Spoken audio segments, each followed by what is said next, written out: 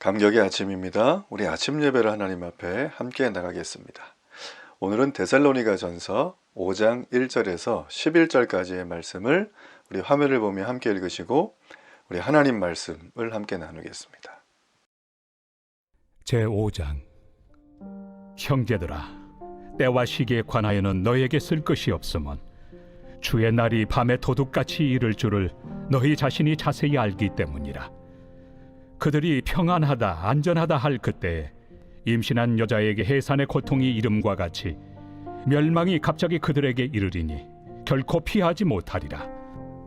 형제들아, 너희는 어둠에 있지 아니하매 그날이 도둑같이 너희에게 임하지 못하리니 너희는 다 빛의 아들이요 낮의 아들이라.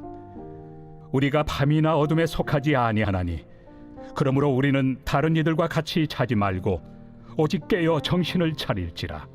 자는 자들은 밤에 자고 취하는 자들은 밤에 취하되 우리는 낮에 속하였으니 정신을 차리고 믿음과 사랑의 호심경을 붙이고 구원의 소망의 투구를 쓰자.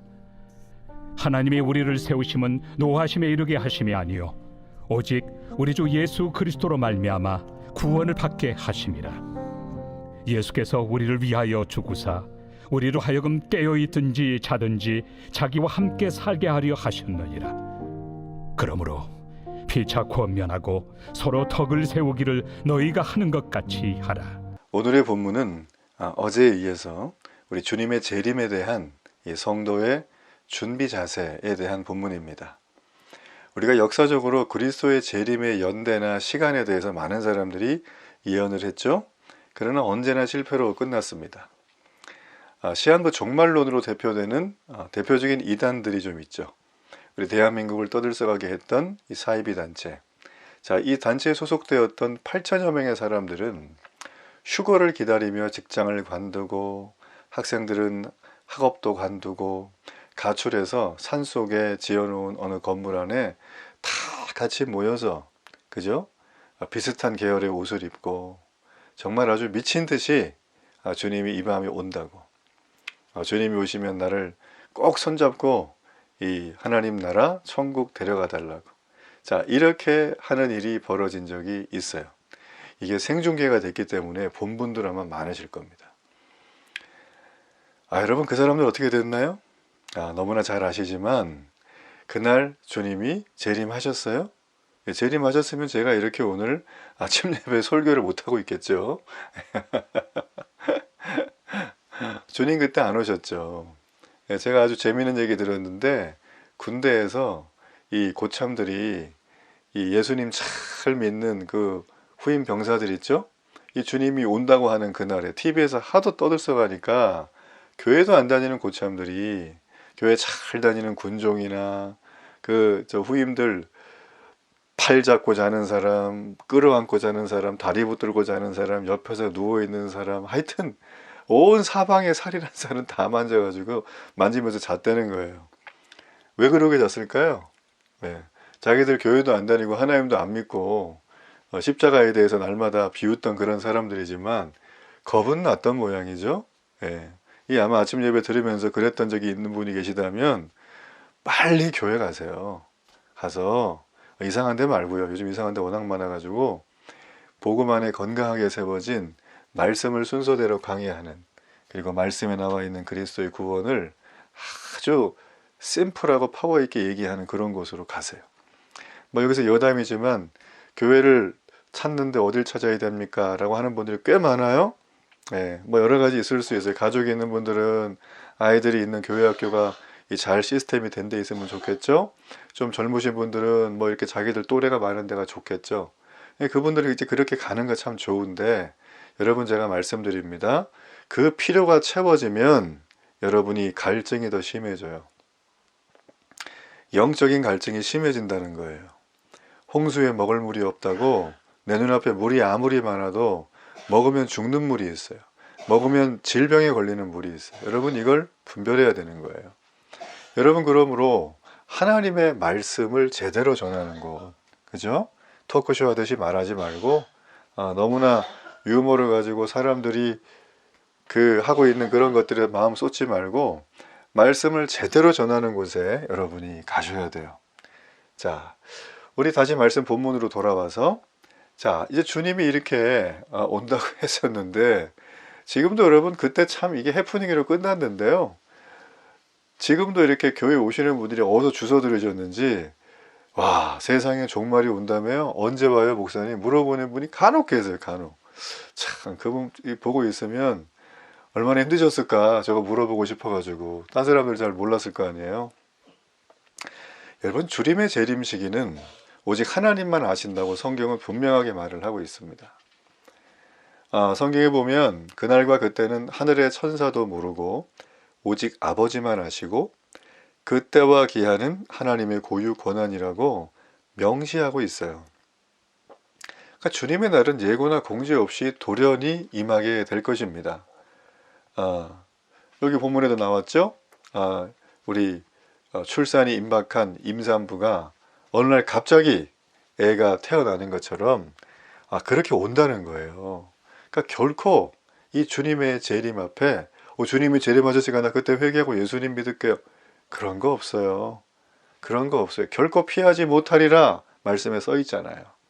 그러니까 여러분 주변에서 여러분에게 교회 같이 가자, 하나님을 소개하고 예수 그리스도의 복음을 전하는 사람들이 주변에 계시다면 여러분은 강남 아파트 당첨된 거에 몇억, 몇천억 분의, 몇조 분의 엄청난 기적에 해당되는 사람이에요. 여러분 버티지 말고 빨리 가시길 바랍니다. 그리고 지금 이 예배하면서 내가 교회를 오래 다녔지만 복음을 모르겠다, 나의 구원에 확신이 없다 하는 분들은 여러분 빨리 목사님 찾아가세요. 저한테 오시든지. 그래서 복음을 함께 스타디하세요. 아니 여러분 운전면허 하나 딸 때도 그 시간 들여가지고 학원 다니면서 막 문제집 공부하고 이론 통과하고 실기 통과하시잖아요.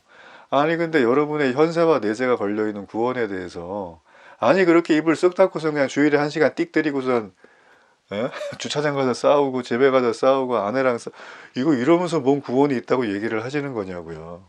여러분 제가 말씀드리지만 구원은 그렇게 저질스럽고 굉장히 유치하고 뭐라 그래야 될까요? 여러분이 생각하듯이 무슨 이렇게 돈 낸 다음에 표 받고서 주머니 집어넣는 그런 개념이 아니에요. 절대로. 구원은 우리 소관이 아니에요. 하나님의 소관이에요. 우리가 해야 될 건 뭘까요? 이 땅을 살아가며 오늘 여기 말씀에서 나오죠. 4절과 8절에 보면 우리는 이 땅에서 어둠의 자녀가 아니라 하루하루 빛의 자녀들로 행하라고 말합니다. 여러분 빛의 자녀가 무엇입니까? 빛의 자녀는 내가 빛의 자녀처럼 살아야지 라고 한다고 될 수 있는 게 아닙니다. 빛의 자녀는 빛 대신 예수 그리스도를 나의 구주로 그 사실을 믿고 받아들인 사람, 그걸 복음을 받아들였다 그러죠. 영접기도 했다, 이거랑 좀 달라요. 영접기도 짧게 1분 한 다음에 예수님 구원받았다, 이거랑 다릅니다. 이거랑 달라요. 자주 말씀드리지만 그거는 위급한 상황에 있는 전장 속의 군인들이라든지 죽기 직전에 군사들이라든지 이런 사람들에게, 환자들 이런 분들에게 해당되는 거지. 여러분 영접기도 한 다음에 나 예수 믿었는데요, 나 구원받았나 봐요, 그러면서 입 싹 닫고 자기 인생 자기 마음대로 살면 그 아무것도 아니에요. 여러분 여기 나와 있는 것처럼 제가 오늘 이 얘기를 너무 많이 하네요. 왜 이렇게 이런 얘기를 많이 할까요? 아마 이게 교회 다니는 대표적인 오해, 그죠? 구원에 대한 대표적인 오해이기 때문에 아마 바로잡고 싶은 마음에 이 경건한 욕구가 아마 있어서 그렇게 말을 하는 것 같습니다. 자, 어쨌든 빛의 자녀가 되는 건 내가 되는 게 아닙니다. 우리는 어떻게 됐죠? 여기 보면 어둠의 자식이에요. 어둠의 자식. 참, 이 지하세계의 자식이 빛으로 올라 그러면 지하 문을 열고 나와야 되는데 지하세계 조직들이 우리를 그냥 내비두지 않죠. 지하세계 조직을 영적으로 말하면 사탄이에요. 사탄의 부하가 마귀예요. 마귀의 졸개들이 귀신들이겠죠. 악한 영들. 그래서 이 타락한 천사들이 우리보다 훨씬 뛰어난 존재들이기 때문에 우리가 교회 다니려고 마음을 먹잖아요. 제대로 신앙생활을 해야 되겠다 그러면 뭐가 올까요? 반드시 시험이 와요. 마음에 시험이 오고 환경에 어려움이 오고 몸이 아프고 막 교통사고도 나고 막 이래요. 여러분 그거는 이렇게 생각하세요. 재수가 없네, 교회 다니려니까. 그게 아니고 여러분이 하나님의 자녀가 되는 결정적인 증거라고 보세요. 아, 하나님 나 구원하시는 거. 확실히 하나님 자녀 되는 거구나. 할렐루야. 예. 그걸 받아들이셔야 돼요. 여러분 예수 믿으면 처음부터 잘 되면 좋죠. 예, 뭐 그냥 뭐 애들 다 학교 다 잘 되고 대학 잘 가고 뭐 내 인생도 막 풀리고 그죠? 예, 남친 잘 만나가지고 시집도 잘 가가지고 막 인생 아주 뽀대나게 살고 다 좋죠. 근데 여러분 중요한 거는 내가 이 땅에 살아가는 연수가 길지 않다는 거예요. 그러니까 우리는 너무나 구원을 이 땅에 살아가는데 필요한 정도로만 액세서리 느낌으로 이렇게 가져다 오는 경향이 있는데 그런 식으로 하나님께 접근하는 걸 뭐라고 하냐면 기복신앙이라고 합니다. 무당 만나서 푸닥거리 하는 느낌이죠. 하나님은 인격적인 분이라 절대 여러분에게 그렇게 복과 은혜를 주지 않으세요. 하나님은 어떻게 주실까요? 하나님의 전적인 주권 안에서 주세요. 그건 우리가 알 수가 없어요. 그건 하나님의 뜻이기 때문에. 우리가 알 수 있는 하나님의 뜻은 뭘까요? 하나님 말씀이 성경에 나와 있는 거예요. 이 성경 말씀을 읽고 성경 말씀을 운전면허 따는 것보다 100만 배 더 시간 들여서 공부하고 이걸 가르쳐주는 목사님과 스터디하고 교회 공동체에 속해서 서로 지체를 섬겨나가는 것들이 뭘까요? 주님의 재림을 기다리는 성도의 자세예요. 그래서 여기 보게 되어지면 8절을 보세요. 정신을 차리라 이렇게 돼 있죠. 정신을 차리라. 자, 정신을 못 차리면 어떻게 됩니까? 7절이죠. 자는 사람들이에요. 이 사람들은 밤에 자고 취하는 자들이다. 밤에 취하되. 여러분 여기 보면 밤에 자는 건 맞는데 취한대요. 취한다는 게 뭡니까? 이걸 여러분 다른 버전이 아니라 아주 심플한 버전으로 제가 잠깐 말씀을 드려볼게요. 이 밤에 취한다는 거는 성도가 되었던 사람이 그 사람의 실제적인 삶이 굉장히 나태하고 방만하고 타락한 삶을 살아가는 거예요. 자, 그런 사람들이 등장을 하죠. 데살로니가에도 등장을 하고 바울이 썼던 서신에 등장하는데 바울이 그 사람들 때문에 몸살을 앓아요. 너무너무 힘들어했어요. 그러니까 하나님의 손에 맡긴대요. 저 원수를. 이 사람은 나와 함께 복음도 함께 전했고 길거리 전도도 했고 예수님도 막 이렇게 소개하고 심지어는 막 유능하게 메시지도 전했던 사람인데 믿음이 있었던 사람인데 얘가 지금 우리 주님을 배신하고 등 돌리고 떠났다는 거예요. 네. 자, 이게 뭡니까? 바로 밤에 취하는 자들이에요. 밤에 취하는 자들. 아예 안 믿는 사람을 얘기하는 게 아닙니다. 지금 여기는 믿다가 타락한 사람, 그리고 타락의 직전에 있는 사람을 말하는 거죠. 전 모르긴 몰라도 오늘날 한국교회 안에 한 800만 명이라고 한다면 이단 한 120만 명 빼고, 그죠? 이단 사입이. 아마 이 안에 진짜 제대로 예수 믿는 분들이 얼마나 될까라는 생각을 막 해봐요. 그래서 이 생각을 할 때마다 제가 느껴지는 게 뭐냐면 참 마음이 아픈 게 그 시한부 종말론이 판칠 때 제가 그때쯤에 이제 신앙생활을 시작을 했는데 그때에 비해서 지금의 우리 성도들의 어떤 교회에 오는 동기들 그리고 신앙생활에 임하는 자세, 그 신앙생활이 자신의 이 삶에 어느 정도 시간이 점유하고 있는가, 그 농도 이런 것들을 비교해 보면 현저히 떨어진 걸 느낍니다. 현저히 떨어진 걸 느껴요. 그거는 제가 세가족을 오래 해봐서 알아요. 예. 그 오면 이제 리서칭을 다 하거든요. 왜 어떻게 오셨냐, 왜 오셨냐, 신앙생활 구력은 어떻게 되냐, 이거 물어보거든요. 요즘에도 제가 다 물어보죠. 근데 그때랑 지금이랑은 정말 달라요. 그때랑 지금이랑은. 이게 말로 표현이 안 되는데, 그 참 정말 이게 그렇다는 거예요. 자, 그러면 여러분 저는 이제 어떤 생각이 하느냐, 주님의 재림이 도적같이 임할 때가 임박했을지도 모르겠다. 뭐 여러분 또 이거 가지고 뭐 제가 야 우리 세대에 온대 목사님 20, 30년 온대 그러면서 이상한 얘기 하시면 안 되고요. 여러분 여기서 말하는 거는 주님의 재림을 믿는 자들에게 주님이 말씀하신 거예요. 주님의 재림이 오는데 역사의 종말이 오죠. 역사의 심판이 오죠. 근데 이날은 빛의 자녀들에게는 기뻐하고 즐거워야 될 날이에요.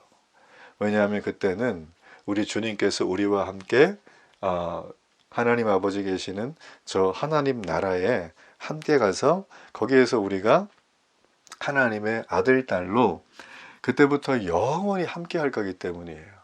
여러분 그게 계시록에 나오지 않습니까? 그래서 요한이 얘기한 게 뭐예요? 요한이 얘기한 건 그 앞에 있는 서신들에 보면 전부 다 서로 사랑하라. 요한은 우리에게 서로 사랑하고 서로 격려하고 서로 이끌어주고 넘어진 자를 섬기고 일으켜 세우라고 말을 계속 하고 있는 거예요. 여러분, 성도는 서로 권면해야 될 존재입니다. 서로 덕을 세워야 돼요. 그래서 우리는 그리스도와 연합한 자들이기 때문에 나 혼자 그리스도와 연합한 게 아니라 옆 사람도 연합했고 옆에도 연합했고 우리 교회 공동체에 있는 모든 지체들은 다 연결되어 있는 거예요.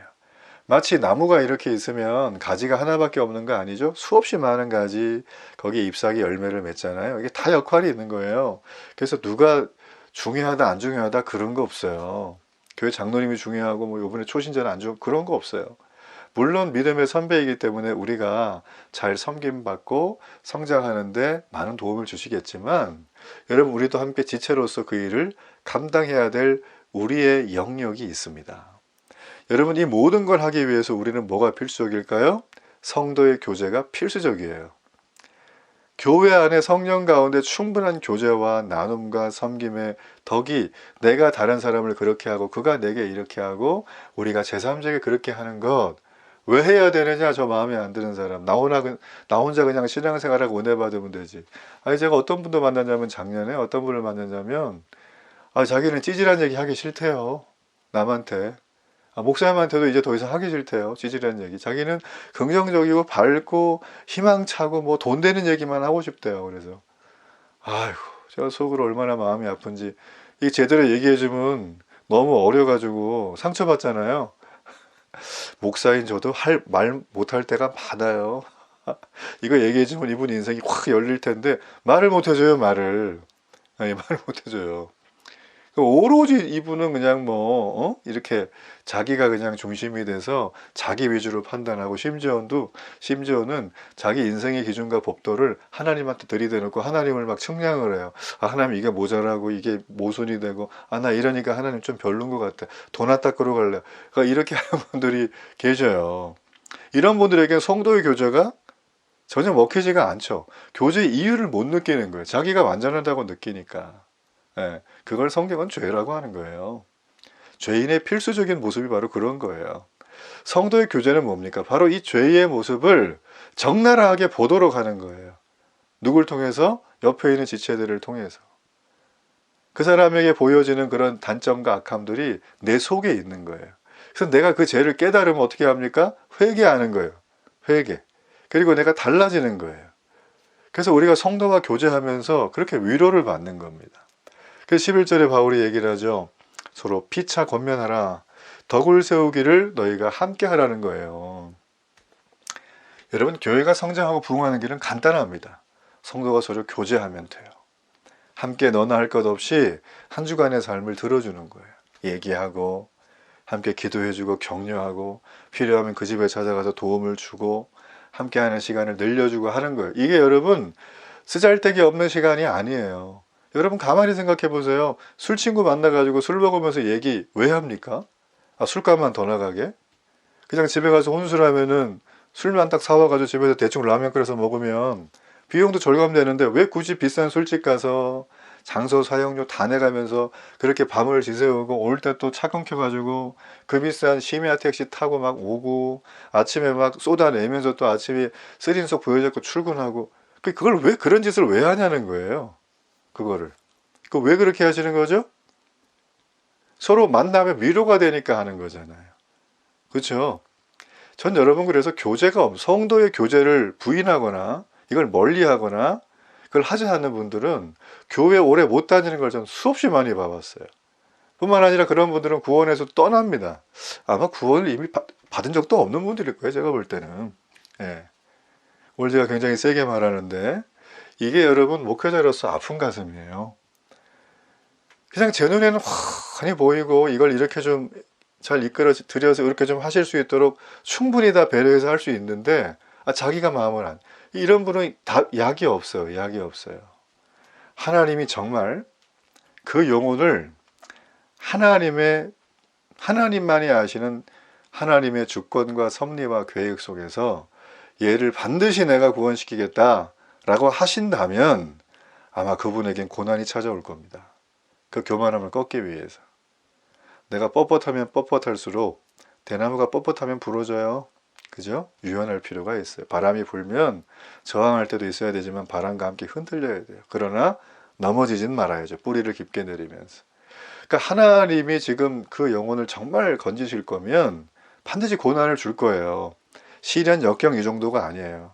아마 인생을 송두리째 흔들 만한 고난을 줘서 하나님이 붙들어 오실 겁니다. 목사인 제가 보잖아요. 그러면 오히려 하나님께 감사의 기도를 드리죠. 저분이 하나님 만나시겠네요.